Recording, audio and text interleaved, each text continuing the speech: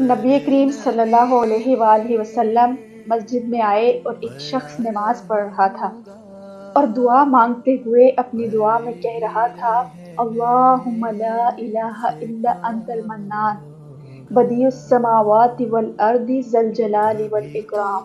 اے اللہ، تیرے سوا کوئی اور معبود برحق نہیں، تو ہی احسان کرنے والا ہے اور تو ہی آسمان و زمین کو بنانے والا ہے۔ اے بڑائی والے اور اے کرم والے، میری دعا کو قبول فرما۔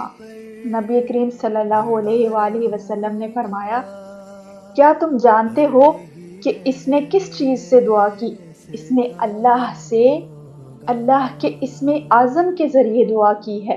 جب بھی اس کے ذریعے دعا کی جائے گی، اللہ اسے قبول کر لے گا، اور جب بھی اس کے ذریعے کوئی چیز مانگی جائے گی تو اسے عطا کر دی جائے گی۔ سبحان اللہ، کتنی خوبصورت بات ہے۔